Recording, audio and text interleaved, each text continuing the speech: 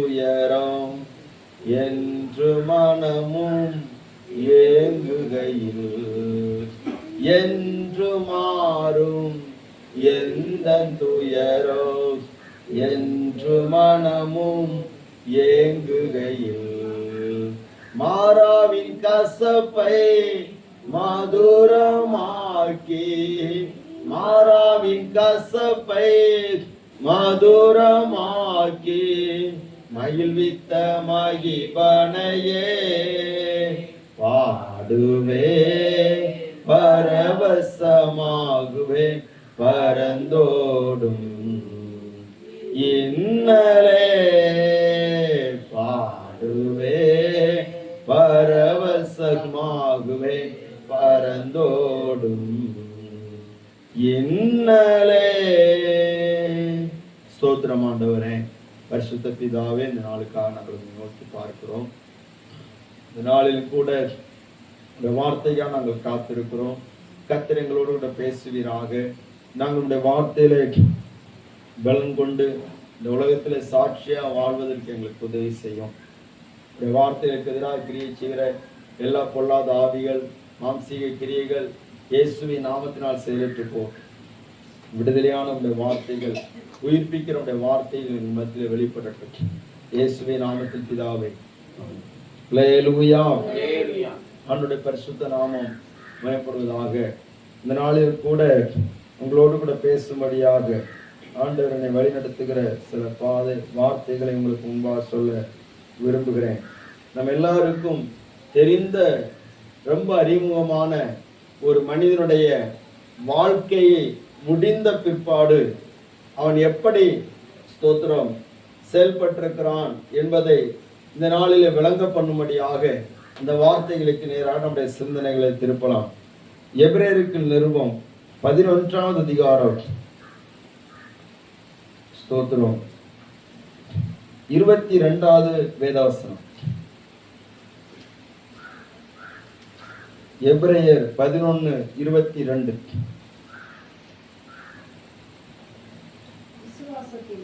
விசுவாசத்தினாலே யோசேப்பு இஸ்ரவேல் புத்திரர் எகிப்து தேசத்தை விட்டு புறப்படுவார்கள் என்பதை பற்றி தன் அந்திய காலத்தில் பேசி தன் எலும்புகளை குறித்து கட்டளை கொடுத்தான். அல்லேலூயா.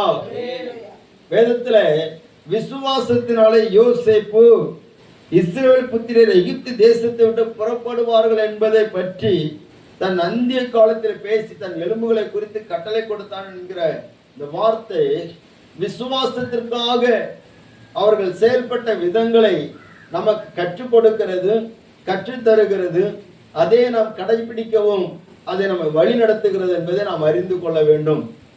நமக்கு முன்னாடி இருந்த தேவ மனிதர்கள், தேவ பிள்ளைகள், அவர்கள் எப்படி ஆண்டவருக்காக தங்களை அர்ப்பணித்து வாழ்ந்தார்கள், அவர்களுடைய வாழ்க்கையினுடைய மேன்மையினுடைய ரகசியம் என்ன என்பதை எல்லாம் இந்த வேத வசனங்கள் நமக்கு கற்றுத் தருகிறதை நம்ம பார்க்க முடிகிறது.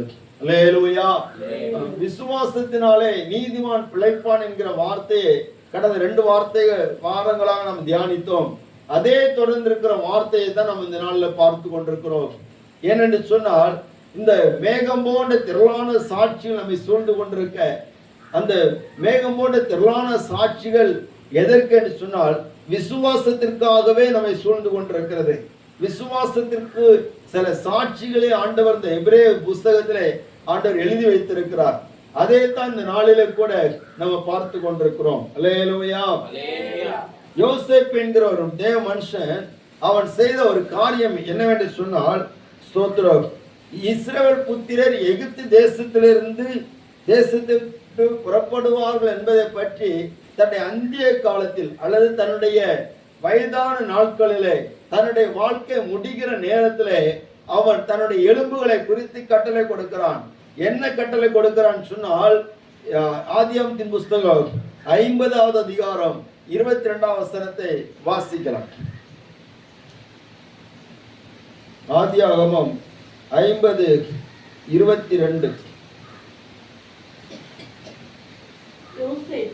யோசேப்பு அவன் தகப்பன் குடும்பத்தாரும் எகிப்திலே குடியிருந்தார்கள். யோசேப்பு 110 வருஷம் உயிரோடு இருந்தான். யோசேப்பு 110 வருஷம் உயிரோடு இருந்தான். யோசேப்பு எப்பிராயீமுக்கு பிறந்த 3ஆம் தலைமுறை பிள்ளைகளையும் கண்டார். மனாசேயின் குமாரனாகிய மாகீரின் பிள்ளைகளையும் யோசேப்பின் மடியில் வளர்க்கப்பட்டார். பாருங்க, இந்த யோசேப்பு அவன் எகிப்துக்கு போனது எத்தனை வயசுன்னு சொன்னா 17வது வயசுல எகிப்துக்கு போகிறார். 13 வருஷம் எகிப்துல ரொம்ப கஷ்டப்படுறார். 30வது வயசு ஆகும்போது பார்வோனுக்கு முன்பாக நிற்கிறார். அல்லேலூயா. பார்வோன் இந்த சிறையிருப்பின் சூழ்நிலை மாற்றி யோசேப்பை தேசத்துல உயர்த்தி வைக்கிறார். இளம் வயதுல 30வது வயதுல இளம் வயதுல உயர்த்தி வைக்கப்படுகிறார். இந்த ஸ்தோத்திரம் யோசேப்பு தன்னுடைய தகப்பனாகிய யாக்கோபை எப்பொழுது சந்தித்தார் சொன்னால், ஸ்தோத்திரம் கவனிங்க, அவர் எகிப்து தேசத்துக்கு அதிபதியாகி கிட்டத்தட்ட 9 ஆண்டுகள் தாண்டிதான் இந்த யோசேப்பு யாரை சந்திக்கிறாரு? தகப்பனை. அல்லேலூயா. இது எப்படி அதை நம்ம புரிந்து கொள்ள முடியும் சொன்னா, எகிப்துல 7 வருஷம் பஞ்சம் வரும். 7 வருஷம் பஞ்சம் வரும். 7 வருஷம் செழிப்பு வரும். முதல்ல 7 வருஷம் செழிப்பு, 2வது 7 வருஷம் பஞ்சம் வரும். அப்போ செழிப்புள்ள நாட்கள்ல நல்லா செழிப்பா இருந்துச்சு, எல்லா இடமே செழிப்பா இருந்துச்சு. அந்த 7 ஆண்டுகள் முடிந்து அடுத்தல 2 ஆண்டுகள் தொடங்குற நேரத்துல 2வது ஆண்டு தொடங்கும் போதுதான் யோசேப்புடைய சகோதரர்கள் தானியம் வாங்கும்படியா வருகிறார்கள்.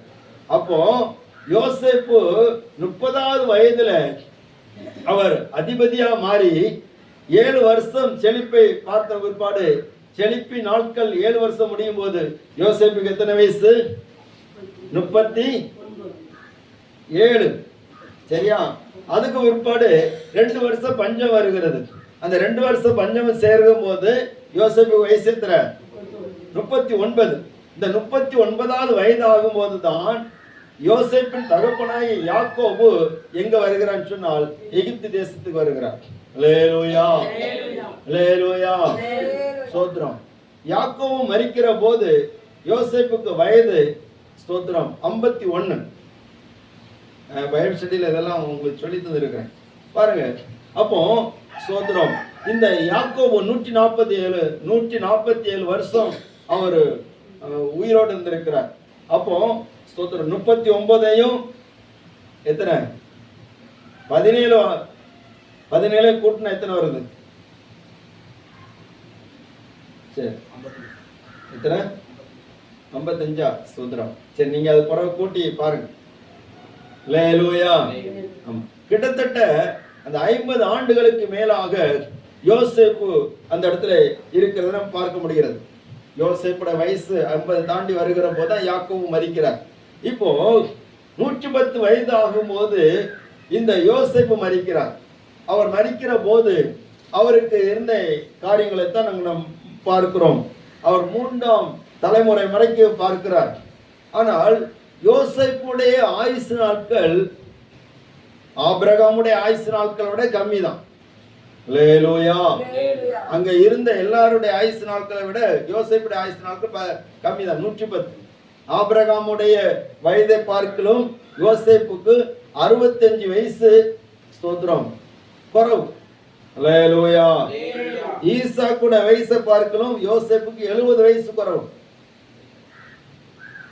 ஆபிரகாம் 175 வயசுல மரித்து போனார். யோசேப்பு 110 வருஷம் தான் இருந்திருக்கிறார். அவரை விட 65 வருஷம் குறைவு தான். ஈசாக்கு 180 வயசுல இறந்தார். அவரை விட இந்த யோசேப்புக்கு 70 வருஷம் குறைவு. யாக்கோபை விட 37 வருஷம் யோசேப்புக்கு குறைவு. சாராளை விட 17 வருஷம் குறைவு. இஸ்மவேலை விட 27 வருஷம் குறைவு. மோசை விட 10 ஆண்டுகள் இந்த யோசேப்புக்கு குறைவு. 110வது வயசுல தான் அவர் இறந்திருக்கிறார். அப்ப எல்லாரை விட கொஞ்சம் முன்னாடியே நினைச்சிருக்கிறார் யோசேப்பு இறந்திருக்கிறார். அப்போ அவருடைய சகோதரர்கள் சொன்னால் அண்ணன்மார்கள், அவர்கள் எல்லாரும் மரிப்பதற்கு முன்பதாகவே ஸ்தோத்திரம் யோசேப்பு நினைச்சிருக்கிறாரு, மரித்திருக்கிறார். ஏன்? வேதத்தில் எழுதப்பட்டிருக்கிறது, ஏசாயா தீர்க்கதரிசன புஸ்தகம் 57வது அதிகாரம் 1ஆம் வசனத்தை வாசிக்கலாம்.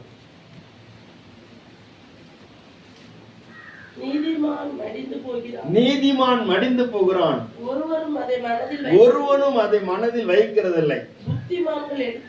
புத்திமான்கள் எடுத்துக்கொள்ளப்படுகிறார்கள், ஆனாலும் தீங்கு வராததற்கு முன்னே நீதிமான் எடுத்துக்கொள்ளப்படுகிறான் என்பதை சிந்திப்பார் இல்லை. அல்லேலூயா, ஸ்தோத்திரம். பாருங்க, நீதிமான் மடிந்து போகிறான், ஒருவனும் அதை மனதில் வைக்கிறதே இல்லை. நல்லவனா புத்திமான் எடுத்துக்கொள்ளப்படுகிறான், அதை ஒருவன் என்ன செய்ய மாட்டேங்கிறான், சிந்திக்கிறது. அல்லேலூயா. ஏன் நீதிமான் எடுத்துக்கொள்ளப்படுகிறான்? தீங்கு வராததற்கு முன்னே. பாருங்க, சோதரம் அநேக நேரத்தில் சொல்லுவாங்க நல்லவங்களா ரொம்ப நாள் இருக்க மாட்டாங்க அப்படின்னு. சில நேரத்தில் அது உண்மையாகி விடுகிறது. நானும் நிறைய நேரத்தில் யோசிக்கிறேன், ரொம்ப நல்லவங்களா இருக்கிறவங்கலாம் நமக்கு ரொம்ப ஹெல்ப் பண்ணுவாங்க சொல்லி எதிர்பார்க்கிறவங்கலாம் ரொம்ப நாள் இருக்க மாட்டேங்கிறாங்களே. அல்லேலூயா. எல்லாவற்றுக்கும் தேவனிடத்தில் பதில் இருக்கிறது. தீங்கு வராததற்கு முன்னே அவர்கள் எடுத்துக்கொள்ளப்படுகிறார்கள். சோதரம். அப்ப இதே போலதான் யோசேப்புடைய நாட்கள் மற்றவருடைய அவனுக்கு முந்தினவருடைய வாழ்க்கையை விட சோதரம் ரொம்ப குறைவான ஆயுசு நாட்கள் எடுத்துக்கொள்ளப்படுகிற காரணம் என்னன்னு சொன்னா, இந்த யோசேப்பு 110வது வயசுல எடுத்துக்கொள்ளப்படுகிற உயிரை அவர் மரிக்கிறார். ஏன்னு சொன்னா அதுக்கு பிற்பாடு அவருடைய சகோதரர்களும் மரிப்பாங்க. ஆண்டவருடைய திட்டம் அது. அப்ப 110வது வயசுல மரிக்கிற அந்த நேரத்துல அவர் சொல்லுகிற காரியம் சொன்னா 24வது வசனத்தை வாசிங்க. ஆதியாகமம் 50:24. யோசேப்பு சகோதரரை நோக்கி நான் மரணம் அடைய போகிறேன், ஆனாலும் தேவன் உங்களை நிச்சயமாய் சந்தித்து நீங்கள் இந்த தேசத்தை விட்டு தாம் ஆபிரகாமுக்கும் ஈசாக்குக்கும் யாக்கோபுக்கும் ஆணையிட்டு கொடுத்திருக்கிற தேசத்துக்கு போக பண்ணுவார் என்று சொன்னது மன்றி தேவன் உங்களை சந்திக்கும் போது என் எலும்புகளை இவ்விடத்திலிருந்து கொண்டு போவீர்களாக என்று சொல்லி யோசேப்பு இஸ்ரவேல் புத்திரருக்கு ஆணையிட்டு கொண்டார். அல்லேலூயா. இந்த யோசேப்புடைய அந்த விசுவாசத்தை தான் இந்த இடத்துல நம்ம பார்க்கிறோம். என்ன விசுவாசம் சொன்னா, ஸ்தோத்திரம், யோசேப்பு தன் சகோதரர்களை பார்க்கிறான். யோசேப்புக்கு ஒரு சகோதரன் இருந்தான். அல்லேலூயா. அந்த சகோதரன் யாரு? பென்யமீன். ஆமா, சகோதரர் சொன்னால் அண்ணமார்கள் எல்லாரும் குறிப்பிடும். அப்ப எல்லாரையும் கூப்பிடுறான். தன்னுடைய சொந்த சகோதரனையும் தன்னுடைய சகோதரர்களையும் கூப்பிடுகிறான். தன்னுடைய அண்ணமார்களை கூப்பிடுகிறான். கூப்பிட்டு சொல்லுகிறான், நான் மரணம் அடைய போகிறேன். எல்லாருக்கும் பேர் அதிர்ச்சி. சோத்திரம். என்னடா நம்மெல்லாம் அண்ணமாரெல்லாம் இருக்கிறோம், ஆனா இந்த யோசேப்பு மரணம் அடைய போகிறானே, இவனை வச்சுதானே நம்ம காரியம் சாதிச்சுட்டு இருந்தோம், இவனை வச்சுதானே எகிப்துல எல்லா சலுகையும் நமக்கு கிடைத்தது, இவன் மரணம் அடைய போகிறானே என்கிற ஒரு எண்ணம் எல்லாருக்கும் இருந்திருக்கும். அந்த நேரத்துல யோசேப்பு சொல்ல, நான் மரணம் அடைய போகிறேன், தேவன் நிச்சயமா உங்களை சந்திப்பார். அல்லேலூயா. இந்த எகிப்து தேசத்துல இருக்குன்னு சொல்லி நீங்க பார்க்காதீங்க. தேவன் நிச்சயமா உங்களை சந்திக்கிற நாள் ஒன்று இருக்கிறது. தேவன் நிச்சயமா உங்களை சந்திப்பார். உங்களை அப்படியே விட்டுற மாட்டார். அவர் சந்தித்து உங்களை இந்த தேசத்திலிருந்து இந்த எகிப்து தேசத்தை விட்டு ஆபிரகாமுக்கும் ஈசாக்குக்கும் யாக்கோபுக்கும் ஆணையிட்டு கொடுத்திருக்கிற தேசம், ஆணையிட்டு கொடுத்த தேசம் அல்ல, கொடுத்திருக்கிற தேசம், தேசத்துக்கு உங்களை கொண்டு போக பண்ணுவார். அல்லேலூயா. நீங்க இந்த தேசத்துல இருக்க மாட்டீங்க, இந்த எகிப்து தேசத்துல இருக்க மாட்டீங்க. சோத்திரம். பாருங்க, நிறைய விஷயங்கள் இருக்கு. தியானிக்க புதுசா நிறைய வார்த்தைகள் வருது. என்னென்ன, இந்த இஸ்ரவேல் ஜனங்களே எகிப்துக்கு போவதற்கு வழி செய்தது யார் தெரியுமா? யாரு? யோசேப். அல்லேலூயா. அதே இஸ்ரவேல் புத்திரரை எகிப்திலிருந்து வெளியே கொண்டு வரதுக்கு வழி நடத்தினது யாருன்னு சொன்னா யோசேப்பு. அல்லேலூயா. அதே இஸ்ரவேல் புத்திரரை கானான் தேசத்துல போய் நிலைத்திருக்க பண்ணினது யாருன்னு சொன்னா யோசேப்பு. அல்லேலூயா. இதெல்லாம் வேதத்தில் உள்ள ஒவ்வொரு காரியங்களை பார்க்கிற போது நமக்கு புரிந்து கொள்ள முடியும். நல்லா கவனிங்க. அப்ப இந்த யோசேப்பு நிச்சயமா தேவன் உங்களை இந்த எகிப்து தேசத்துல சந்திப்பார். நீங்க எகிப்து தேசத்துல இருந்துட மாட்டீங்க.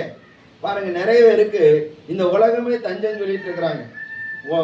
பூமியில வாழ்கிறதா சொர்க்கம் சொல்லிட்டு இருக்கிறாங்க. சோறு கண்ட இடம் சொர்க்கம் சொல்லிட்டு இருக்கிறாங்க. இந்த சகோதரர்கள், இந்த இஸ்ரவேல் வம்சத்தார் அப்படித்தான் இருக்கிறாங்க. சோதரம். ஆனா ஆண்டவர் உங்களை சந்திப்பார். அல்லேலூயா. ஒரு அழைச்சம் அல்லேலூயா. நிச்சயமா உங்களை சந்தித்து இந்த எகிப்தை விட்டு உங்களை வெளியே கொண்டு போவார். இந்த வார்த்தையை ஆண்டவர் இந்த யோசேப்புக்கு ஏற்கனவே அவர் அறிவித்திருந்தபடினாலே அதை விசுவாசித்து, ஸ்தோத்திரம், அந்த வார்த்தையை விசுவாசித்து தன்னுடைய சகோதரருக்கு சொல்லுகிறார். ஸ்தோத்திரம். அல்லேலூயா. அப்போ நான் இந்த எகிப்து தேசத்துல இருக்க மாட்டேன். இந்த எகிப்து தேசத்துல நான் மரிப்பேன். ஆனா இதுக்கு முன்னாடி யாக்கோபு மரித்த வேளையில் அவர் சொன்னாரு, என்ன இந்த தேசத்துல நீ அடக்கம் பண்ணாத, நேர கொண்டு போய் சீக்கிரமில்ல 10 வெள்ளிக்காசுக்கு வாங்கப்பட்ட அந்த இடத்துல நீ என்ன கொண்டு போய் செய், அடக்கம் பண்ணு. அல்லேலூயா. அதே போல யோசேப்பை கொண்டு போய் அடக்கம் பண்ணிட்டான். அந்த வார்த்தை ஆபிரகாமுக்கு கொடுத்த ஆசீர்வாதம், ஈசாக்குக்கு கொடுத்த ஆசீர்வாதம், யாக்கோபு கொடுத்த ஆசீர்வாதம், அந்த ஆசீர்வாதங்களை தலைமுறைகளாக பாதுகாத்து கொண்டிருக்கக்கூடிய நல்ல ஒரு ஸ்தோத்திரம் அழைப்பும் அந்த பொறுப்பும் அந்த யோசேப்புக்கு இருந்தது. அல்லேலூயா. சோதரி, யாருக்கு அந்த சிந்தனை இல்லை. எல்லாரும் எகிப்திலேயே நன்றாக வாழ்ந்து கொண்டிருந்தார்கள். கவனிங்க. அப்போ ஸ்தோத்திரம் 25 சொல்லப்பட்டிருக்கு, தேவன் உங்களை சந்திக்கும் போதும் என் எலும்புகளை இவ்விடத்திலிருந்து கொண்டு போவீர்களாக என்று சொல்லி யோசேப்பு இஸ்ரவேல் புத்திரத்தில் ஆணை விடுவித்துக் கொண்டான். யோசேப்பு 110 வயது உள்ளவனாக மரித்தான். அவனுக்கு சுகந்த வர்க்கமிட்டு எகிப்து தேசத்துல அவனை ஒரு பெட்டியிலே வைத்தான். அல்லேலூயா. நல்லா கவனிங்க. மரித்த பிற்பாடு வருஷங்கள் தாண்டி, அதிக வருஷங்கள் தாண்டி அடக்கம் பண்ணப்பட்ட ஒரு மனுஷன் ஒன்று சொன்ன யோசேப்பு. சோத்ரம். அல்லேலூயா. ஆதியாகமத்தை பார்த்ததுன்னா தேவனிடத்திலிருந்து தொடங்குகிறது. அந்த ஆதியாகம் முடிகிற போது யோசேப்பினுடைய மரணத்தில் முடிகிறது. ஆதியாகம் தொடங்கும் போது தேவனிடத்தில் தொடங்குகிறது. ஆதியிலே தேவன் வானத்தை பூமியும் சிருஷ்டித்தார். அது முடிகிற போது யோசேப்பிடத்திலிருந்து முடிகிறது. இதில் நம்ம பார்க்கும்போது என்ன வார்த்தையில முடிகிறது? யோசேப்புடைய எலும்புகளை அவனுக்கு சுகந்த வர்க்கமிட்டு எகிப்து தேசத்தில் அவனுக்கு ஒரு பெட்டியிலே வைத்தார். அதோட முடிஞ்சு ஆதியாகம். கவனிங்க. ஸ்தோத்திரம். ரொம்ப ஆச்சரியமா இருக்கு. வைத்து அடக்கம் பண்ணினார்கள் அல்ல, வைத்தார்கள். எகிப்தியர்களுக்கு ஒரு பழக்கம் உண்டு. அதாவது உயர்ந்த பதவியில் இருந்தவர்கள் அல்லது பார்வோனோ அல்லது பார்வோனுடைய அந்த ஸ்தானத்தில் இருக்கிற யாரானாலும் சரி, அவங்க மரித்து போயாச்சுன்னா அவர்களுக்கு சுகந்த வர்க்கம் இடுவார்கள். அதே தான் யாக்கோபுக்கு பண்ணினார்கள். யாக்கோபுக்கு சுகந்த வர்க்கம் இட்டார்கள். சுகந்த வர்க்கமிட எத்தனை நாள் செல்லும் சொன்னா ஆதியாகமம் 50வது அதிகாரம் 3 சொல்லப்பட்டிருக்கிறது. வாசிங்க. சுகந்த வர்க்கமிட 40 நாள் செல்லும். 40 நாட்கள் செல்லும். அப்படியே அந்த நாட்கள் நிறைவேறின எகிப்தியர் அவனுக்காக 70 நாள் துக்கம் கொண்டாடினார்கள். அல்லேலூயா. ஸ்தோத்திரம். பாருங்க, சுகந்த வர்க்கமிட 40 நாட்கள் செல்லும். அந்த சுகந்த வர்க்கமிட்டு அவர்கள் அடக்கம் பண்ணுவார்கள். பிரமிடுக்குள்ளால வைத்து விடுவார்கள். இந்த யோசேப்புக்கும் சுகந்த வர்க்கமிட்டு எங்க வைக்கிறாங்க? பெட்டியில வைக்கிறாங்க. அல்லேலூயா. அல்லேலூயா. ஸ்தோத்திரம். அப்போ யோசேப்புடைய எலும்புகளை குறித்து சில காரியங்களை பார்க்கணும். முதலாவது, இந்த எலும்புகளுக்குள்ளால இந்த எலும்பு ஸ்தோத்திரம் எலும்புகளை குறித்து அவன் கட்டளை கொடுத்தபடினாலே இந்த எலும்புகளுக்கு இந்த சரீரத்துக்கு சுகந்த வர்க்கமிட்டு அங்க பெட்டியில வைக்கிறாங்க. ஒருவேளை இந்த கட்டளை இந்த விசுவாசத்தினால் உண்டான கட்டளை யோசேப்புக்கு கொடுக்கப்படாதிருந்தால் யோசேப்பு எங்க இருந்திருப்பான்னு சொன்னா எகிப்தின் பிரமிடுகள்ல இருந்திருப்பான். அல்லேலூயா, அல்லேலூயா. அப்ப யோசேப்பு எவ்வளவு பெரிய உயர்ந்த அந்தஸ்துல போனாலும் அவனுடைய நோக்கம் எல்லாம் எகிப்து அல்ல, கானான் தேசம். எகிப்தின் மேன்மை அல்ல, எகிப்தின் உயர்ந்த பதவி அல்ல. என்னுடைய தேசம் எங்க இருக்குன்னு சொன்னா ஆபிரகாமுக்கும் ஈசாக்குக்கும் யாக்கோபுக்கும் வாக்கு பண்ணி கொடுத்திருக்கிற தேசம், என் முற்பிதாக்களுடைய தேசம். அல்லேலூயா. எவ்வளவு மேன்மை இருந்தாலும் சரி, அங்குள்ள எகிப்தில் எல்லாம் எகிப்தியர்கள் சகல தேசத்தார் எல்லாரும் யோசேப்புக்கு முன்னாடி முகப்புற விழுந்து வணங்கி ஆகாரம் வாங்கி சாப்பிட்டாலும் சரி, அத்தனை பேர் கனப்படுத்தக்கூடிய ஒரு பெரிய ஒரு மனிதனா இருந்தாலும் அவனுடைய நோக்கமெல்லாம் அது அல்ல. என்னுடைய தேசம் இது கிடையாது. அல்லேலூயா. என் ஜனத்தை நான் வழி நடத்த வேண்டும். அன்றைக்கு ஆண்டவர் ஸ்தோத்திரம் கொடுத்த பொறுப்பை அவன் மரித்த பிற்பாடும் அதை விட்டு விலகவில்லை.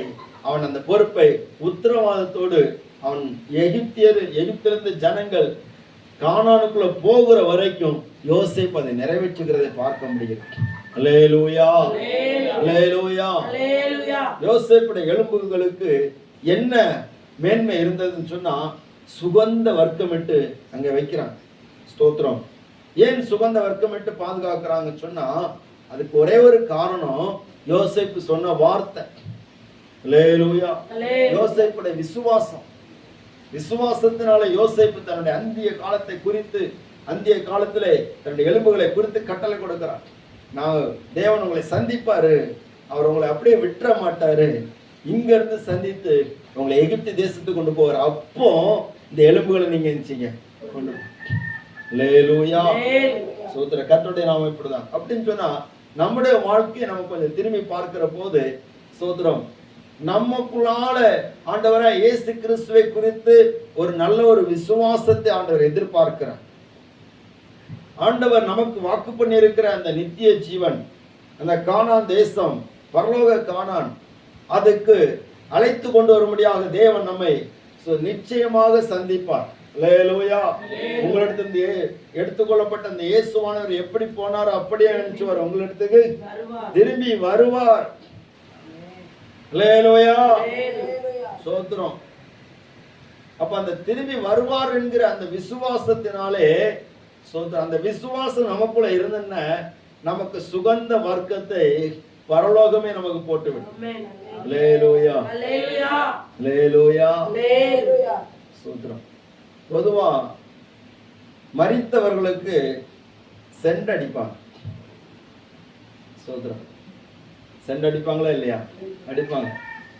ஒரு 50 ரூபாக்கோ 100 ரூபாக்கோ 120 ரூபாக்கோ, கொஞ்சம் ராயல் ஃபேமிலி சொன்னா ஒரு 200-300 ரூபா இல்லை ஒரு 1000 ரூபா வாங்கி அடிச்சுவாங்க, கொஞ்ச நேரம் அடிச்சு விடுவாங்க. ஆனா எகிப்தில் உள்ள சென்டெல்லாம் அப்படிப்பட்டது கிடையாது. அல்லேலூயா. அந்த வாசனை திரவியங்கள் சுகந்த வர்க்கத்திற்கு என்ன தன்மை இருக்கிறதுன்னு சொன்னா, அந்த மரித்து போன சரீரத்தினுடைய எந்த அழுகுற நாற்றம் எடுக்கிற காரியமும் வெளிப்படாத வரைக்கு அந்த சுகந்த வர்க்கங்கள் அந்த நாற்றத்தை மாற்றுகிறது. அல்லேலூயா. நாற்றத்தை மாற்றுகிறது. அதே நேரத்துல இந்த சுகந்த வர்க்கத்துக்கு இன்னொரு தன்மை இருக்கிறது, அந்த சரீரம் கெட்டு போகாதபடிக்கு பாதுகாக்கிறது. சரீரம் கெட்டு போகாமல் அது மாற்றத்தை மாற்றுது, நாற்றத்தை மாற்றுது, கெட்டு போகாமல் பாதுகாக்கிறது. அல்லேலூயா. சோத்திரம். கெட்டு போக இந்த சுகந்த வர்க்கம் கெட்டு போகாது. ஆனால் இந்த சுகந்த வர்க்கம் அதுல கெட்டு போகாமல் இருப்பதற்கு அது தன்னை தானே வழியாக்கு. அதற்கு சில மரங்கள் இருக்கிறது, சில மலைப்பகுதிகள் இருக்கிறது. அதுல இருந்து சுகந்த வர்க்கங்களை எடுத்து அதை பக்குவப்படுத்தி அந்த சரீரத்தில் பூசுகிற போது, அந்த சரீரத்துக்குள்ளார வைக்கிற போது அந்த சரீரம் அழுகி போகாமல் கெட்டு போகாமல் பாதுகாக்கப்படுகிறது. அதே போலதான் யோசேப்புடைய சரீரம் பாதுகாக்கப்பட்டிருக்கிறது. அப்போ நம்மை ஆண்டவர் எப்படி பாதுகாக்கிறார்னா, பவுல் சொல்லுகிறார், 2 கொரிந்தியரின் புஸ்தகம் 2வது அதிகாரம் 14வது வசனத்திலிருந்து வாசிக்கலாம் பார்ப்போம்.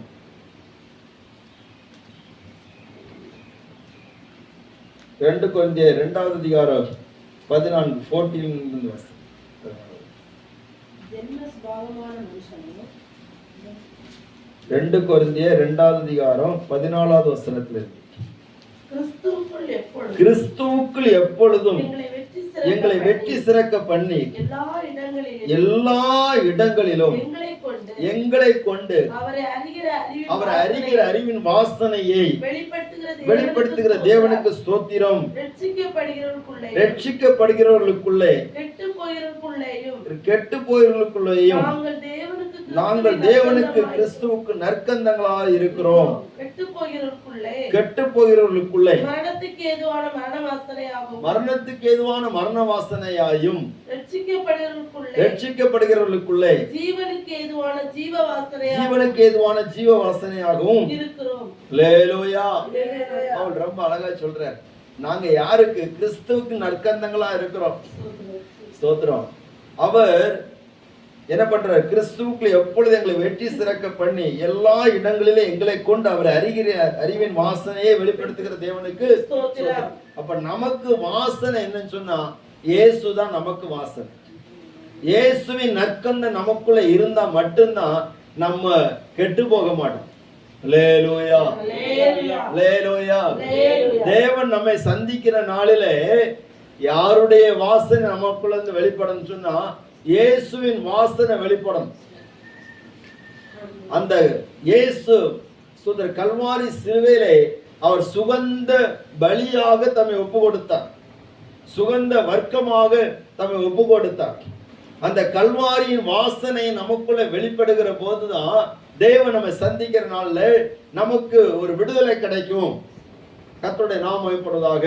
இந்த பவுல் அவர் சொல்கிறார், ஸ்தோத்திரம், அவரை அறிகிற அறிவின் வாசனை வெளிப்படுத்துகிற தேவனுக்கு ஸ்தோத்திரம். எல்லா இடங்களிலும் எந்த இடத்துலனாலும் சரி நம்ம அவரை அறிகிற அறிவின் வாசனை வெளிப்படுத்தணும். இயேசுவின் வாசனை வெளிப்படுத்தணும்.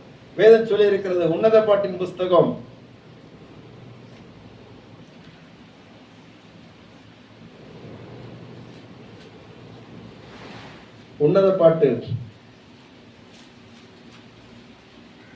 1வது அதிகாரம் 3வது வசனம்.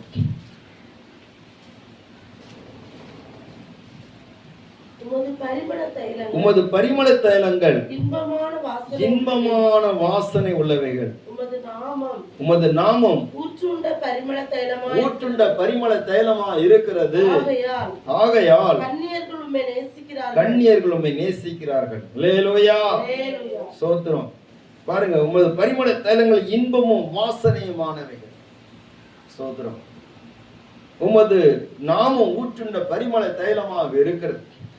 ஆகையால் கன்னியர்கள் உம்மை நேசிக்கிறார்கள். இயேசுவின் நாமமே ஊற்றுண்ட பரிமள தைலமாக இருக்கிறது. அதுக்குள்ள ஒரு வாசனை இருக்கு.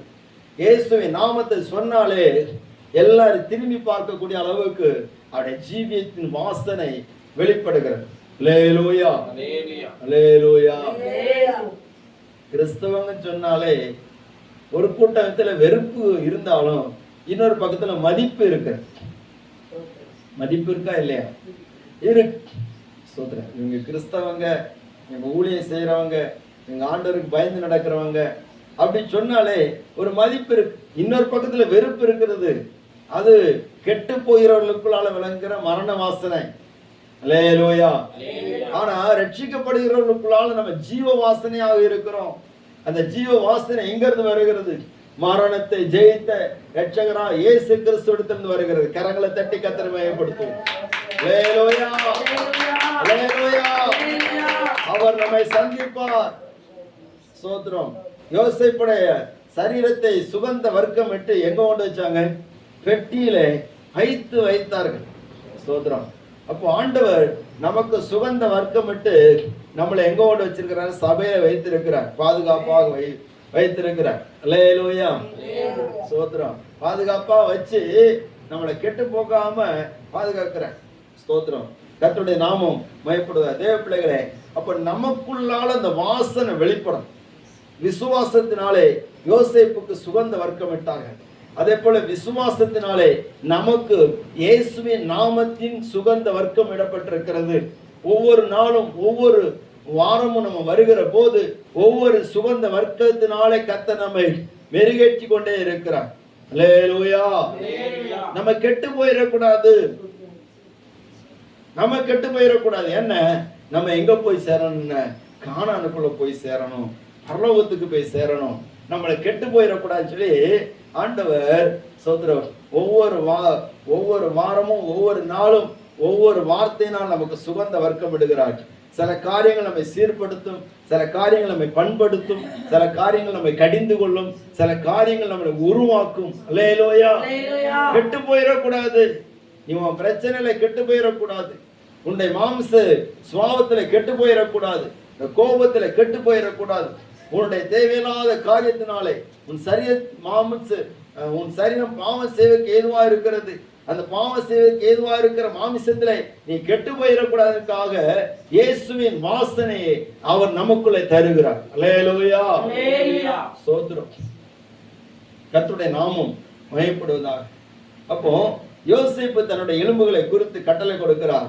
அந்த சரீரத்துக்கு சுகந்த வர்க்கமிட்டு கானானுக்கு ஆயத்தமாக்கப்படுகிறது. இரண்டாவது பாருங்க, ஸ்தோத்திரம், யாத்திராகமத்தின் புஸ்தகம் 1ஆம் அதிகாரம் 8ஆவது வசனம்.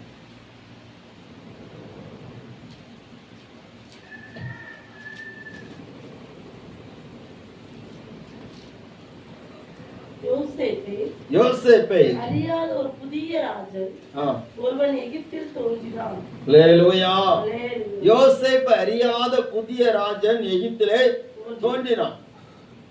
இந்த யோசேப்பு தான் எகிப்தை பாதுகாத்தது. எகிப்து 7 வருஷ பஞ்சத்துல மிகவும் கலங்கி இல்லாமல் போகக்கூடிய நிலைமை தான். நைல் நதி கூட வற்றி போகக்கூடிய நிலைமையில தான் பஞ்சம் உண்டாகி இருக்கிறது. ஆனால் இந்த யோசேப்பு அந்த தேசத்தை மட்டுமல்ல, நிறைய தேசங்களை பாதுகாத்திருக்கிறார். அல்லேலூயா. இப்போ யோசேப்பை அறியாத ஒரு ராஜன் வருகிறான்.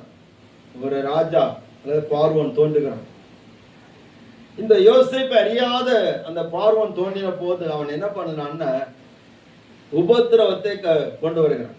பாருங்க, ஸ்தோத்திரம். யோசேப்பு இருக்கிற வரைக்கும் இஸ்ரவேல் ஜனங்கள் எகிப்துல எப்படி இருந்தாங்க? சந்தோஷமா இருந்தாங்க, ஆசீர்வாதமா இருந்தாங்க, பெருகிக்கிட்டே இருந்தாங்க. ஸ்தோத்திரம். அப்போ ஆண்டவர் நம்மளை நிறைய நேரத்துல இந்த பூமியில சந்தோஷமா வைப்பார். அதே நேரத்துல ஸ்தோத்திரம் அடுத்த கட்டத்துக்கு கொண்டு போவார். அல்லேலூயா. ரட்சிக்கப்பட்ட உடனே ரொம்ப சந்தோஷமா இருக்கும். சந்தோஷத்துக்கு அளவே இருக்க. அப்ப அடுத்த கட்டத்துக்கு கொண்டு போவார். என்ன யோசேப்பு அறியாத புதிய ராஜா வருவான். அல்லேலூயா. ஆமா, நம்மளை பத்தி தெரியாத ஒருத்தன் வருவான். சோத்திரம். அவன் வந்த பிற்பாடு இந்த எகிப்தில் இருந்த இஸ்ரவேல் ஜனங்களுக்கு எல்லாமே தலைகீழ மாறி போச்சு. அதுவரை இருந்த எல்லா சந்தோஷம் மாறி போச்சு. உரிமைகள் எல்லாம் பறிக்கப்பட்டது. அவருடைய உடைமைகள் எல்லாம் எகிப்துக்கு சொந்தமாக்கப்பட்டது. இப்பொழுது இஸ்ரவேல் ஜனங்கள் எகிப்திற்கு வேலை செய்ய வேண்டும் என்கிற கட்டாயம் அங்கே உண்டானது. அல்லேலூயா. அல்லேலூயா. கட்டாயம் உண்டானது. உபத்திரவ காலத்துல யோசேப்புடைய எலும்புகள் எப்படி இருக்கிறது? இந்த உபத்திரவங்கள் வந்த போது இப்போ யோசேப்பை அறியாத ராஜன் ஒருத்தன் தோன்றுகிறான். கவனிங்க, அவன் என்ன பண்ணுகிறான்? வாசிங்க, 1ஆவது அதிகாரம், ஸ்தோத்திரம், 14வது வசனம். சாந்தும் செங்கலுமாகிய இவைகளை செய்யும் வேலையினாலும் வயலில் செய்யும் சகலவித வேலையினாலும் வயலில் செய்யும் சகலவித வேலையினாலும் அவர்கள் ஜீவனையும் கசப்பாக்கினார்கள். அல்லேலூயா. ஜீவனையும் கசப்பாக்கிட்டாங்க. ஜீவனை கசப்பாக்கிட்டாங்கன்னா என்னது? எதுக்குடா நம்ம வாழ்றோம்? சோதரன், நம்ம ஜனங்கள்லாம் எதுக்கு வாழணும்? அப்போ எல்லாருக்குள்ள அந்த எண்ணம் வருது, நம்ம எதுக்கு வாழணும்? எதுக்கு இருக்கிறத விட செத்து போயிட்டு நல்லா இருக்கும். இந்த பிரச்சனை, இந்த போராட்டம் என்னத்துக்கு? அவனுக்கு வேலை செய்யணுமா நம்ம வாழணும் அப்படின்ட்டு ஒவ்வொருத்தரும் நினைக்கிறான். அப்ப நினைக்கிறவன்லாம் அவங்களுக்கெல்லாம் அவங்க மத்தியில எது இருக்குன்னு சொன்னா யோசேப்புடைய எலும்பு இருக்கு. அல்லேலூயா. சுகந்த வர்க்கமிட்ட எலும்பு அங்க எங்க இருக்கு? யோசேப்புடைய எலும்பு எகிப்துல இருக்கு. அப்ப அதை பார்க்கும் போதுதான் இவங்களுக்கு என்ன வருதுன்னா விசுவாசம் வருது. அல்லேலூயா. இந்த எகிப்து நமக்கு நிரந்தரம் கிடையாது. இந்த எகிப்துல இருந்து விடுதலை கிடைக்க சொல்லி யோசேப்பு சொன்னாரு. யோசேப்பு சொன்னபடியெல்லாம் எகிப்துல நடந்துச்சு. செழிப்பு வரும்னு சொன்னாரு, செழிப்பு வந்துச்சு. வறட்சி வரும்னு சொன்னாரு, அதே போல பஞ்சம் வந்துச்சு. ஸ்தோத்திரம். இந்த எல்லா காரியம் நடந்துச்சு. இந்த அதே போல இந்த எகிப்திலிருந்து தேவன் உங்களை சந்தித்து விடுதலையாக்கி கொண்டு போவான்னு சொல்லி தேவன் யோசேப்பு சொன்னார். அதே போல நிச்சயம் நடக்கும். அல்லேலூயா. இந்த வார்த்தை தான் இந்த எகிப்துடைய சூழ்நிலையில நெருக்கத்துல அவர்கள் மத்தியில இந்த யோசேப்புடைய அந்த சரீரம் அல்லது எலும்புகள் தான் இந்த ஜனங்களுக்கு அவர்களுக்கான விடுதலை அறிவித்து கொண்டே இருக்கிறது. அல்லேலூயா. அல்லேலூயா. ஸ்தோத்திரம். நமக்கும் கூட நமக்கு பாடுகள் வருது, உபத்திரம் வருது. இது எல்லாவற்றின் மத்தியில நம்மளை திடப்படுத்துகிற ஒரு காரியம் உண்டு. நமக்கு முன்னாடி இருந்த அநேக பரிசுத்தவான்கள், வாழ்ந்து முடித்தவர்கள், அவர்களுக்கெல்லாம் கர்த்தர் எவ்வளவு ஆச்சரியங்களை செய்திருக்கிறார். நமக்கு முன்னாடி இருந்த அநேக தீர்க்க தரிசனமான வார்த்தைகள், இதெல்லாம் தான் இந்த உபத்திரவ காலங்களில் நம்மை தேற்றுகிறது, திடப்படுத்துகிறது. அல்லேலூயா. ஸ்தோத்திரம். அவர்கள் அந்த ஜீவனை கசப்பாக்கி நாம செத்துடலாம் அப்படின்னு நிலைமையில இருக்கிற போது வேதம் சொல்லி இருக்கிறது. 2வது அதிகார யாத்திரம் 2வது அதிகாரம் 23வது வசனம், 24வது வசனம், 25வது வசனம் வாசிங்க. சில காலம் சென்ற பின் எகிப்தின் ராஜா மரித்தான். தவித்து முறையிட்டு கொண்டிருந்தார்கள். அவர்கள் அடிமைத்தனத்திலிருந்து முறையிடும் சத்தம் தேவ சந்நிதியை எட்டினது. தேவன் அவர்கள் பெருமூச்சை கேட்டு தாம் ஆபிரகாமோடும் ஈசாக்கோடும் யாக்கோபோடும் செய்த உடன்படிக்கையை நினைவு கூர்ந்தார். அல்லேலூயா. இஸ்ரவேல் புத்திரரை கண்ணோக்கினார். தேவன் அவர்களை நினைத்தருளினார். அல்லேலூயா. ஸ்தோத்திரம். பாருங்க, இவங்க எல்லாரும் பெருமூச்சு விடுறாங்க. தேவனை நோக்கி நினைச்சுக்கிறாங்க, முறையிடுகிறார்கள். தேவனை நோக்கி முறையிடணும்னு சொன்னா இவங்களுக்கு அவங்க மத்தியில் இந்த யோசேப்புடைய எலும்பு என்ன பண்ணுகிறதுன்னு சொன்னா அவர்களுடைய அந்த காரியத்தை நினைப்பூட்டி கொண்டே இருக்கிறது. அல்லேலூயா.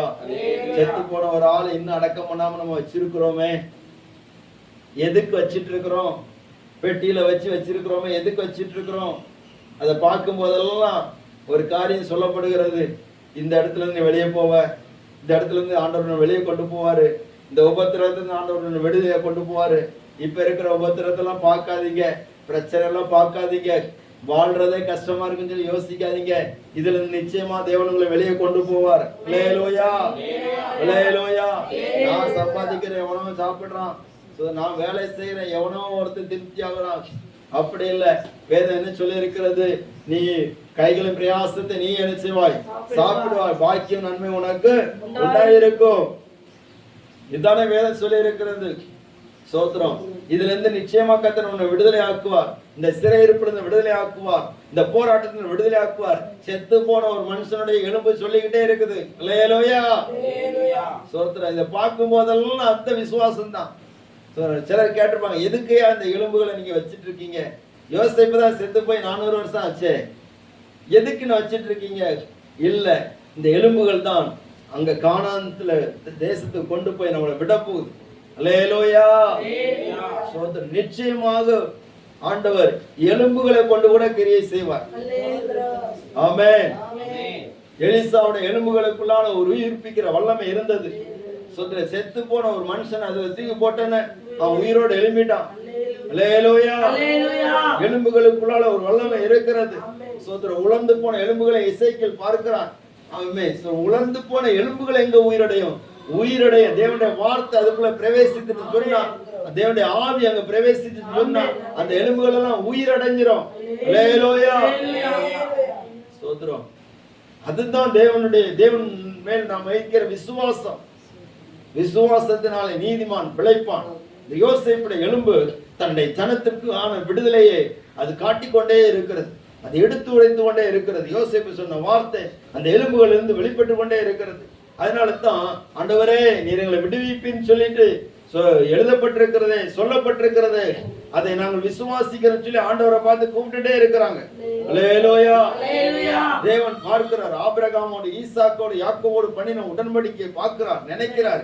சோத்ரோக் ஏன் அதை நினைக்கணும்னு சொன்னா யோசேப்பு ஏற்கனவே சொல்லிட்டு போயிட்டாரு. அல்லேலூயா. நிச்சயமா தேவன் உங்களை சந்தித்து இங்க இருந்து கொண்டு போவார். அப்போ இந்த உபத்திரவம் எதுக்கு? இந்த உபத்திரவத்தை ஆண்டவர் எதுக்கு அனுமதிக்கிறார்? கொண்டு போவார்னா சுகமா கொண்டு போக வேண்டியதானே. 400 வருஷம் உபத்திரத்துல கொண்டு போய் தான் ஆண்டவர் கொண்டு போகணுமா? அல்லேலூயா. ஆண்டவர் நிச்சயமா சந்தித்து உங்களை இந்த தேசத்திலிருந்து கொண்டு போவான்னு சொன்னார். அப்போ யோசேப்பு மரிக்கிற போது எகிப்துல ஏதாவது உபத்திரம் இஸ்ரவேல் ஜனங்களுக்கு இருந்துச்சா? இல்லையா? ஒரு உபத்திரம் இல்லை, அவங்க சுகமா வாழ்ந்துட்டு இருந்தாங்க. அப்போ ஒரு உபத்திரம் இல்லாத சமயத்துல யோசேப்பு சொல்றாரு, இப்போ உபத்திரம் வந்துட்டு இருக்கு. எதுக்கு உபத்திரம் வந்துச்சுன்னா உபத்திரம் வந்தாதான் அல்லேலூயா எகிப்துல இருக்கிறதுக்கு முடியாது. ஏன்னா எகிப்துல எல்லா கலாச்சாரமும் இருக்கு. சொல்ற எல்லா அன்னைக்கு இருந்த ஸ்டாண்டர்டான சாம்ராஜ்யம் எதுன்னு சொன்னா எகிப்திய சாம்ராஜ்யம் எல்லாவற்றிலையும் சிறந்திருந்தது மோசேயுடைய நாட்களில். அதனால எகிப்தை விட மாட்டாங்க. கானான் பிரயாணத்துல வரும்போது கூட சிலர் என்ன பண்ணாங்கன்னா, நம்ம இங்க இருக்கிறத விட எகிப்துல போனா நல்லா இருக்கமா. அல்லேலூயா. ஒரு அழுத்தம் அல்லேலூயா. எதுக்கு பாடு, எதுக்கு கண்ணீர்? கூட இருந்தவங்களே நமக்கு குழி பறிக்கிறாங்களே, எதுக்கு? சோத்ரா யாரையும் நம்பிராதீங்க. அல்லேலூயா. ஒருத்தரும் நம்பிக்கைக்குரியவங்க கிடையாது. இந்த உலகத்துல வாழுகிறது எல்லாமே டெம்பரவரி தான், தற்சமயத்துக்குரியதுதான். சோத்ரம் எல்லாமே ஒரு நாள் போயிரும். அல்லேலூயா. சோத்ரம் உயிரை கொடுத்தவன் கேட்கிறான், இல்லை என்றால் அவன் விடுவானா? அப்படிதான் ஒருத்தர் பாடினார். சோத்ரம் பாருங்க, கவிஞர் பாடினான் பாருங்க. அவங்களுக்கெல்லாம் தெரியுது. அதே போல நமக்கு தெரியணும். இந்த உலகத்துல கண்ணீர் இல்லாத மனுஷன் கிடையாது, வேதனை இல்லாத மனுஷன் கிடையாது, நெருக்கம் இல்லாத மனுஷன் கிடையாது, வியாதி இல்லாத மனுஷன் கிடையாது. எல்லாம் இருக்கிறது. இந்த உலகத்தை வெறுப்புக்கும்படியாக தேவ பிள்ளைகளுக்கும் அதே சம்பவிக்கிறது. ஆனா என்னென்ன, ராணிக்கு மிஞ்சி யாரையும் நிச்சய மாட்டாரு, சோதிக்க அனுமதிக்க மாட்டார். அல்லேலூயா. நீங்கள் அழுது புலம்புவீர்கள், நீங்கள் மற்றவங்க சந்தோஷப்படுவாங்க, நீங்க துக்கப்படுவீங்க. ஆனால் உங்கள் துக்கம் எப்படி மாறும்?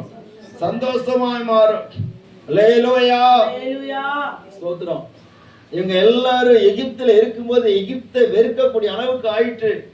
சுகபோகமா வாழ்ந்திருக்கையில் ஸ்தோத்திரம் யோபு சொல்றாரு, வாசிங்க பார்ப்போம். ரொம்ப வார்த்தை அழகா இருக்கும். பிள்ளைங்க யாராவது வாசிங்க.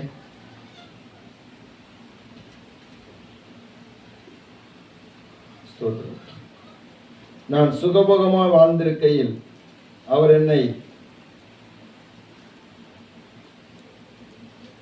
அந்த வசனத்தை நான் எடுக்கல, நீங்க எடுத்தீங்கன்னா வாசிங்க.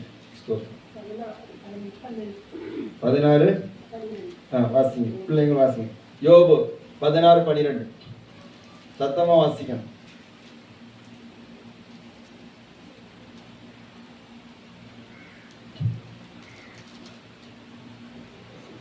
எடுக்கலையா? நான் சுகமாய் வாழ்ந்திருந்தேன். அவர் என்னை நறுக்கி என் பிடரியை பிடித்து என்னை நொறுக்கி என்னை தமக்கு இலக்காக நிறுத்தினார். அல்லேலூயா. ஸ்தோத்திரம்.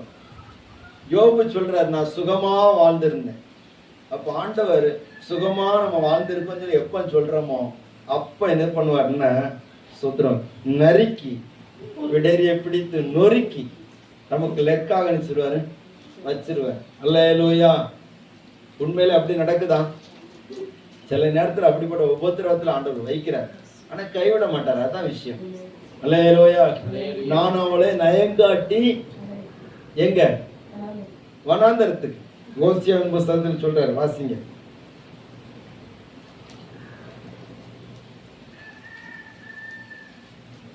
ஸ்தோத்திரம். ஓசியா 2வது அதிகாரம் 14வது வசனம்.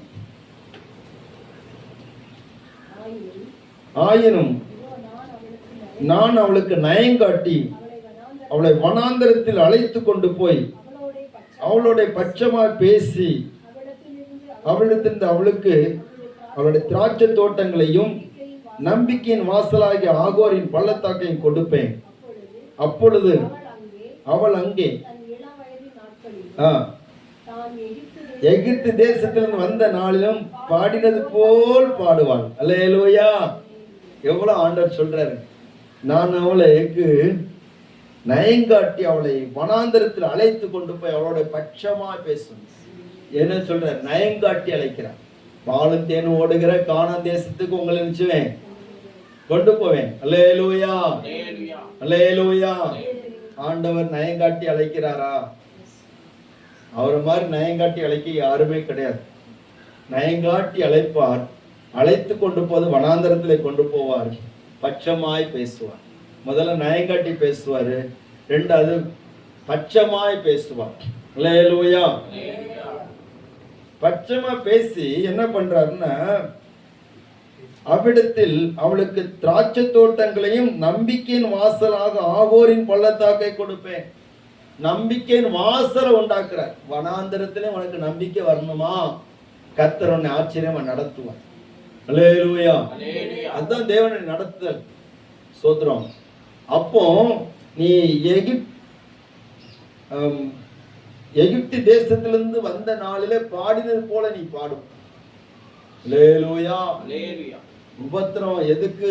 எகிப்துல இருக்கும்போது உபத்திரம் எதுக்கு சொன்னா, அதுல இருந்து விடுதலை கிடைக்கும் போது அப்பதான் நீ பாட்டு பாடுவ.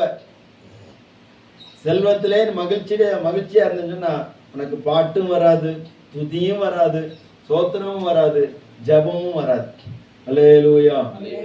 இஸ்ரவேல் ஜனங்கள் அந்த எகிப்தின் ராஜா யோசேப்பு அறியாத ராஜா தோன்றின போது அவர்கள் எல்லாரும் சோத்திரம் அவங்களுடைய சூழ்நிலை எல்லாம் மாறிட்டு, வாழ்க்கையெல்லாம் மாறிட்டு, எகிப்துல ரொம்ப வேதனைப்படுறாங்க, அடிமைத்தனத்துல இருக்கிறாங்க.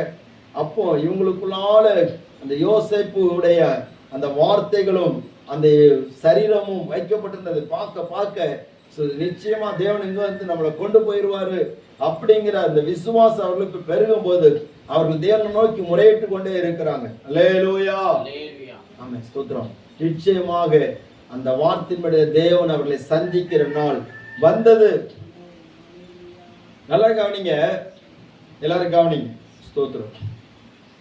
எகிப்து தேசத்துக்கு யோசேப்பு போனதுல இருந்து 430 வருஷம். ஸ்தோத்திரம். அதாவது அவன் எகிப்து தேசத்தில் அதிபதியாக மாறினது எப்போ? 30வது வயசுல அதிபதியாக மாறுகிறான். 30வது வயசுல அதிபதியாக மாறி 39வது வயசுல யாக்கோபுடைய குமாரர்கள் எல்லாரும் எங்க போறாங்க? எகிப்துக்கு போகிறாங்க. சொல்றாங்க. எகிப்தின் அவன் அதிபதியாக மாறின நாளில் இருந்து விடுதலையான நாள் வரைக்கும் உள்ள நாட்கள் 400 வருஷம். இஸ்ரவேல் புத்திரர் எகிப்தில இருந்த நாட்கள் எத்தனை வருஷம்? 430 வருஷம். அப்போ அவன் அதிபதியான நாளிலிருந்து உள்ள கணக்குகளை நான் கொண்டு வந்த சொன்ன 430 வருஷம் அழகா வந்துடும். அல்லேலூயா. ஸ்தோத்திரம். இப்ப 430 வருஷம் முடிகிற போது இந்த எகிப்திலிருந்து அந்த ஜனங்களுக்கு விடுதலை கிடைக்கிறது. பாருங்க, அடுத்தல பாருங்க. ஸ்தோத்திரம். விடுதலை கிடைத்த பிற்பாடு என்ன நடக்கிறது? யாத்திராகமம் 13வது அதிகாரம் 19வது வசனம்.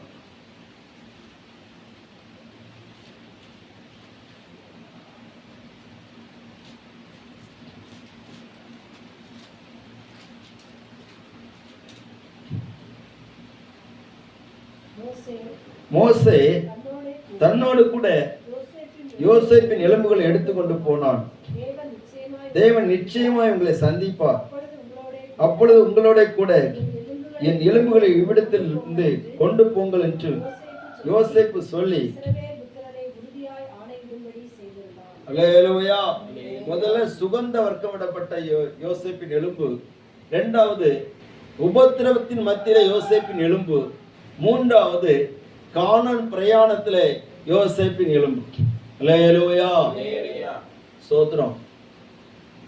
உபத்திரவத்தின் மத்தியிலையும் ஜனங்களை திடப்படுத்தி அவர்களை தேவனுக்கு நேராக, தேவனுடைய வார்த்தைக்கு நேராக, ஆண்டவருடைய விடுதலைக்கு நேராக இந்த யோசேப்பின் எலும்பு விசுவாசத்தை கொடுத்து கொண்டே இருந்தது. இப்ப கானான் தேசத்துக்கு புறப்படுகிறது. எகிப்திலிருந்து விடுதலை ஆகிற போது ஸ்தோத்திரம், யோசேப்புடைய சகோதரருடைய அவர்கள் எல்லாரும் மரித்தார்கள். அவங்க எல்லாரும் எகிப்தில் அடக்கம் பண்ணப்பட்டார்கள். அவங்களுடைய எலும்புகள் எல்லாம் ஒண்ணும் வரல. யாருடைய எலும்பு வருகிறது? யோசேப்புடைய எலும்பு வருது. அல்லேலூயா. இந்த யோசேப்புடைய எலும்பு ரொம்ப தியானிக்கிற போது நிறைய விஷயங்கள் நமக்கு ஆண்டவர் கற்றுக் கொடுக்கிறார். இவ்வளவு அற்புதமான ஒரு மனிதன். அல்லேலூயா. எல்லாரும் புறப்படுறாங்க. உயிரே இல்லாத ஒரு மனுஷன் இங்க கிளம்பி வரான். உயிரே இல்லாத ஒரு பணத்தை அணிஞ்சுறாங்க, தூக்கிட்டு வராங்க. உயிர் இல்ல, உடல்ல உயிர் இல்ல, ஆனா அந்த எலும்புகளுக்குள் அல்ல விசுவாசம் இருக்கு. அல்லேலூயா. அந்த விசுவாசத்திற்குனாலே அந்த எலும்புகள் அப்படியே தூக்கிட்டு வராங்க. மோசே அப்படியே தூக்கிட்டு வர. ஸ்தோத்திரம். ரொம்ப ஆச்சரியமா இருக்கு. அந்த கானான் பிரயாணத்துல போகிற போது என்ன நடக்கிறது? ஒவ்வொரு இடத்துல பல சோதனைகள் வருகிறது. அல்லேலூயா. நம்ம கிறிஸ்தவ வாழ்க்கையில என்ன வரும்? சோதனைகள் வரும். சோதனைகள் வருகிற போது ஸ்தோத்திரம், அந்த ஆண்டவருடைய அற்புதங்களை அனுபவிக்கிறார்கள். செங்கடலை தாண்டி வராங்க. இந்த யோசேப்புடைய எலும்பு செங்கடலை தாண்டி வருகிறது. எல்லாம் தாண்டி வருகிறது. அங்கே நடந்த பரீட்சை இஸ்ரவேல் ஜனங்கள் எல்லாரும் சோதிக்கிறார்கள். அந்த நேரத்துல எல்லாம் யோசேப்புடைய எலும்பு அங்கே இருக்கிறது. அல்லேலூயா. நல்லா கவனிங்க. மோசேக்கு பிற்பாடு யார் ஜனங்களை நடத்தினது? யோசுவா. யோசேப்பு யோசுவா எந்த கோத்திரம் சொல்லுங்க பாப்போம்?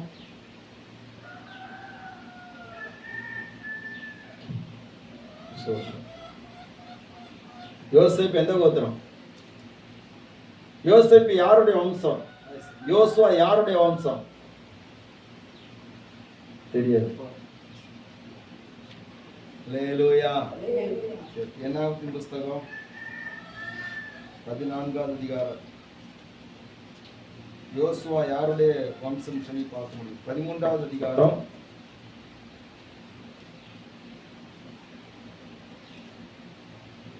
8ஆம் வசனம்.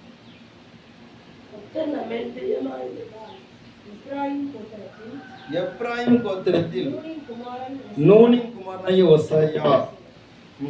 16ஆம் வசனம். தேசத்தை சுற்றி பார்க்கும்படி மோசே அனுப்பின மனிதரின் நாமங்கள் இவைகளே. நூனின் குமாரனாகிய ஓசாயாவுக்கு யோசுவா என்று. அல்லேலூயா. யோசுவா எந்த கோத்திரம்? எப்ராயிம் கோத்திரம். எப்ராயிம் யாருடைய மகன்?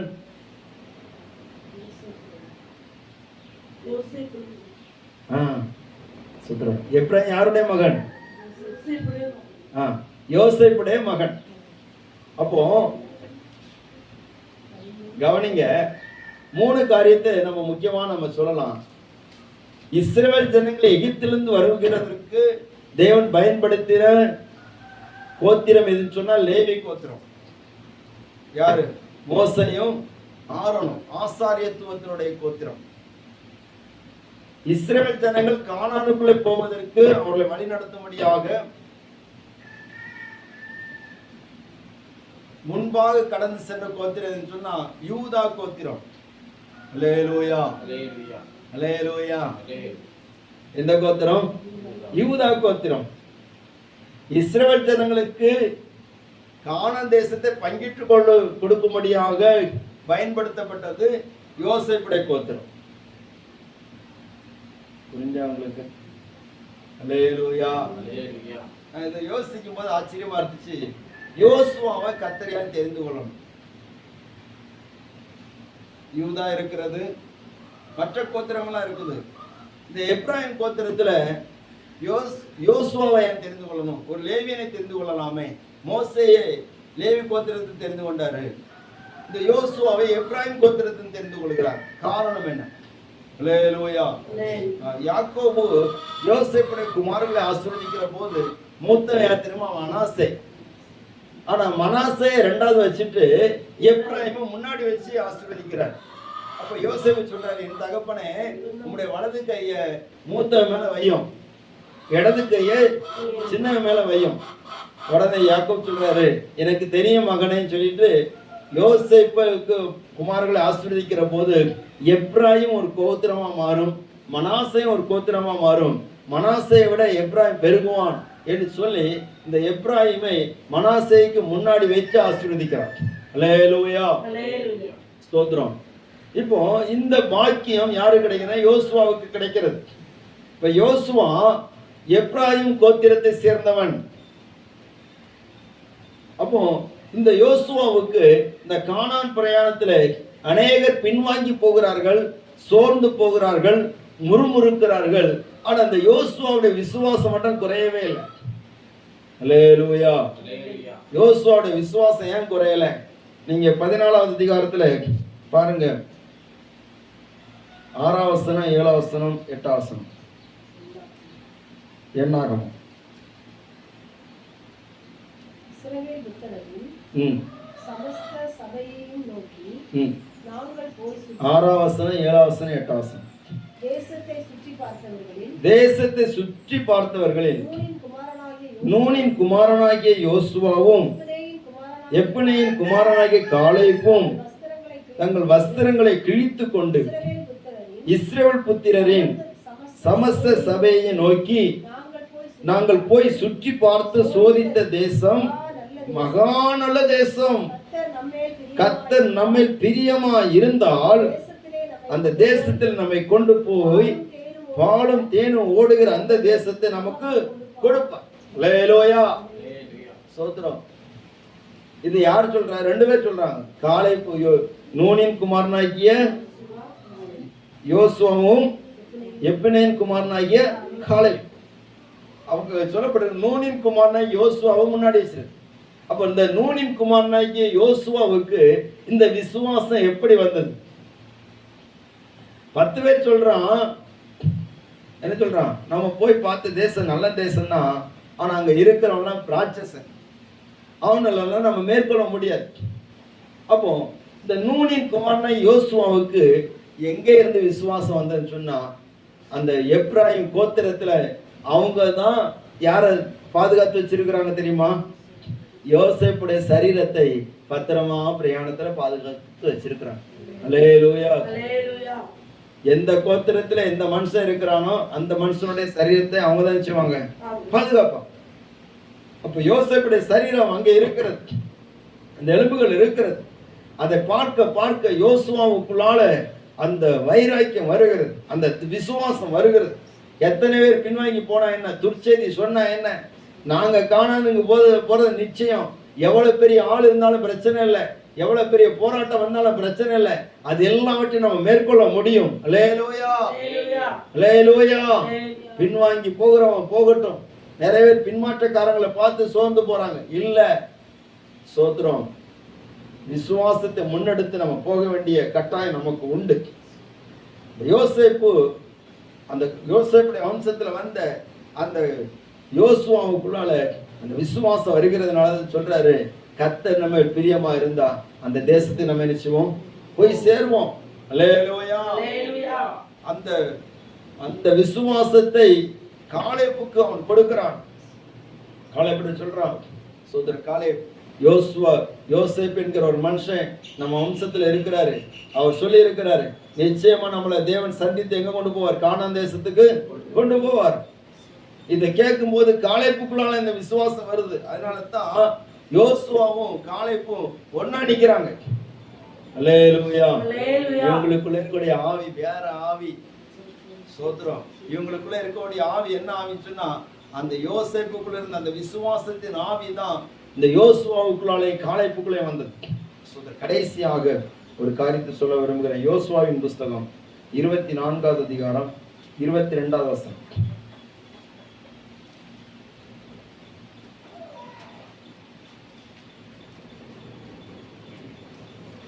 24வது அதிகாரம் 32வது வசனம். இஸ்ரவேல் புத்திரர் எகிப்திலே இருந்து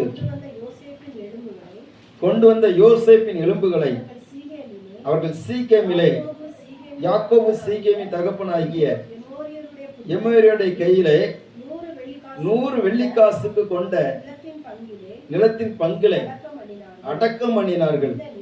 அந்த நிலம் அல்லேலூயா, ஸ்தோத்திரம், கர்த்தருடைய நாமம் மகிமைப்படுவதாக. ஸ்தோத்திரம். பாருங்க, இந்த இடத்துல பார்க்கும்போது அந்த இடம் யோசேப்பின் புத்திரருக்கு சுதந்திரமாயிற்று அப்படின்னு சொன்னா, இங்கே ஆதியாகத்துல தொடங்கினது, பெட்டியில வச்சாங்க. இப்போ 430 வருஷம் தாண்டியாச்சு, 400 வருஷம் தாண்டியாச்சு, 40 வருஷம் தாண்டியாச்சு,